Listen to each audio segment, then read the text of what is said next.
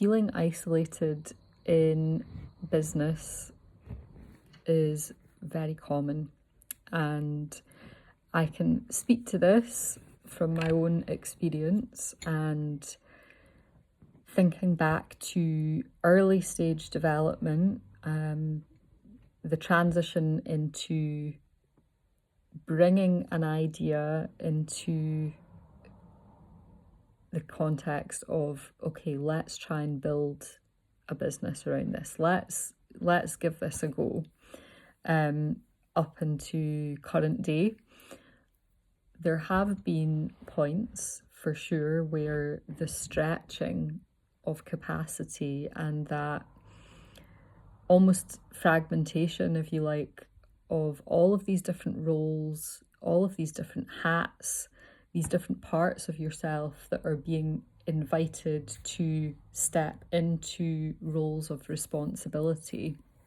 It's a lot. It is a lot to deal with, and it also invites you into a learning pathway that is really complex and multifaceted. And as you begin to walk this pathway, you learn more about yourself. And as you're learning, you're growing, you're developing, you're changing. You might be experiencing uncertainty or doubt at points as well. And you are the only one that is walking your particular path and your unique business journey. And there definitely is a point, I think, where you get into this process and your language starts to change. You know, you start to use more business vocabulary. You start to think in more of a strategic way. Your personal life is impacted by your business life.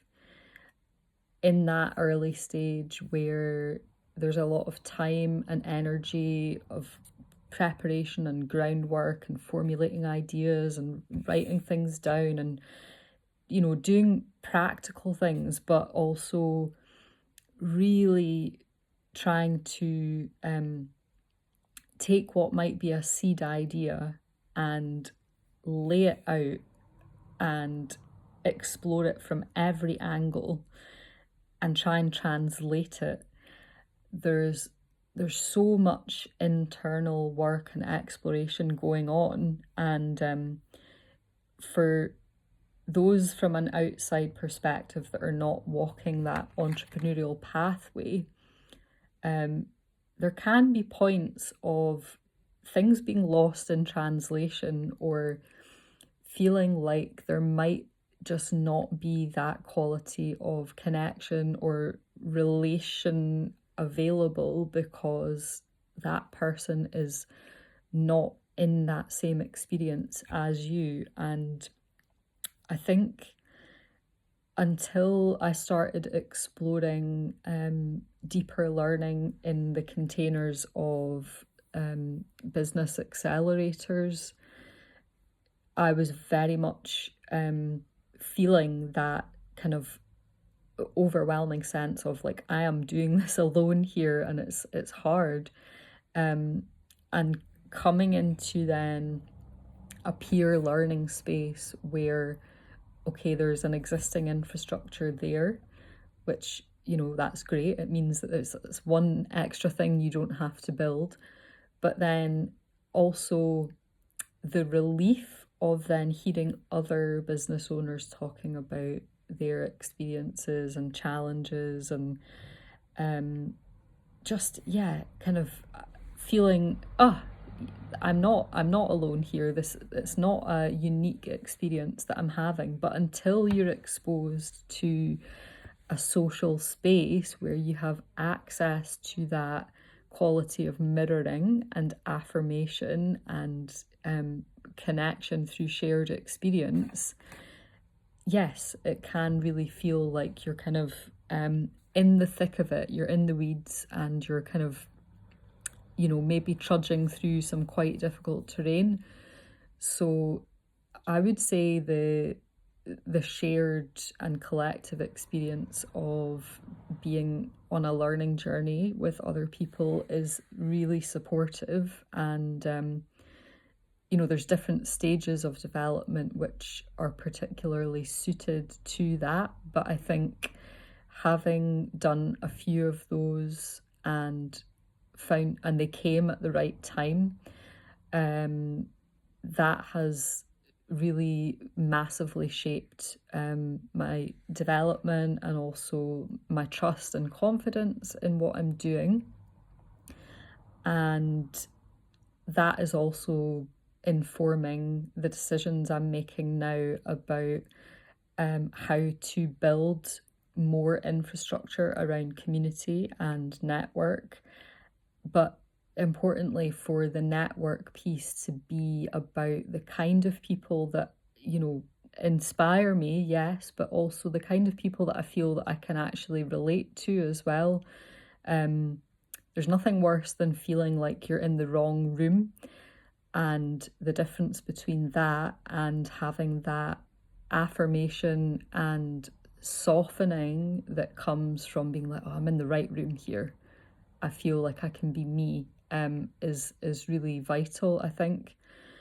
And alongside that, I would say a crucial pillar is around the mental health and well-being piece. And I know this can be a subject that feels like it's kind of hoofed in on the side of, oh yeah, it's really important as a business owner to look after your well-being.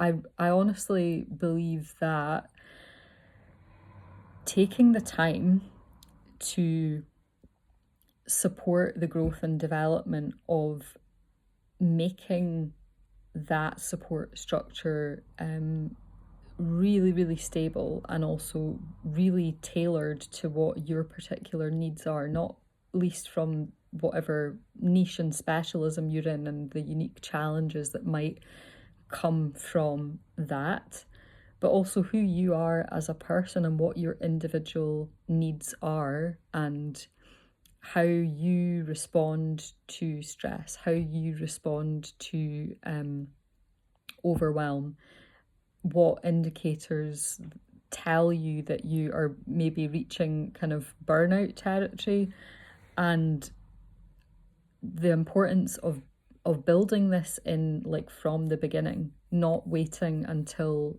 something happens, until you bump up against an edge or there's a crisis, because that space will always require investment of time and energy and resource. So better to build that into the fabric of how you are constructing your overall business and actually see it as a priority, not as this kind of secondary thing. Because especially if you are on your own in the beginning, you're the crank until other systems are in place. You are part of that infrastructure. So it is so important for you to nourish yourself and support yourself and not feel like that is something that is not a priority.